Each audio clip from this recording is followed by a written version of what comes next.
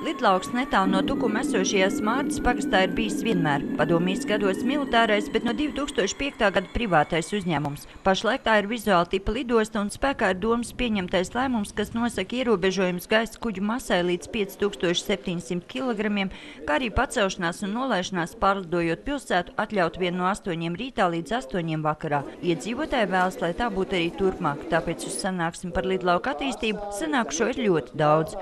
Uzņēmumi iecer veidot starptautisku lidostu, kam dēļ nepieciešams atcelt līdzinējos pārlidojumu ierobežojumus, daudz no klātesošiem neatbalsta. Gita ir mediķe un balstās uz Pasaules veselības organizācijas pētījumiem, kas norāda, ka iespējami gan dzirdes, gan miega traucējumi un citas veselības problēmas. Šie traucējumi rodas dzīvojot pie certificētām normāli pēc Eiropas Savienības standartiem atbilstošām lidostām. Tie ir Pasaules veselības organizācijas dati. Ja?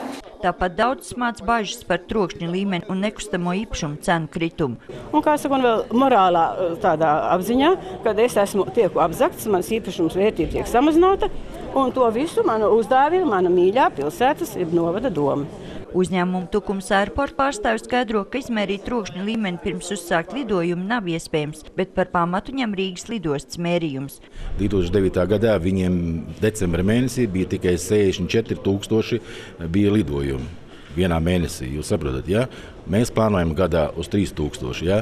Tad dotā momentā viņi atrodas uz robežas, teiksim, uz skaņas kā saka, atļautās robežas, ja?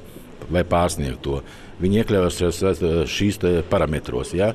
Tā kā es uzskatu, ka mums tas nedraud un trokšņu, kā saka, problēma tukumniekiem nepastāvēs. Arī citi aviācijas speciālisti uzskata, ka jauni kaitīgi faktori klāt nenākšot, bet lidlaukam attīstoties tukumnieki varētu iegūt ap 100 jaunu darba vietu. Lai gan emocijas ir sakāpinātas un diskusijas karstas, šis fakts daļai klātesošo liek noslēgties par labu attīstībai.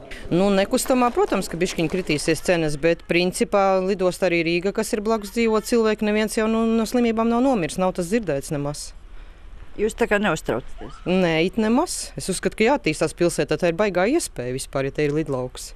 Vai jau šovasar virs Tukuma varēs lidot gan pasažieru, gan kravas lidmašīnas, novada domas soli izlemt mēnešu laikā, un vērā tikšot ņemti arī iedzīvotāju argumenti.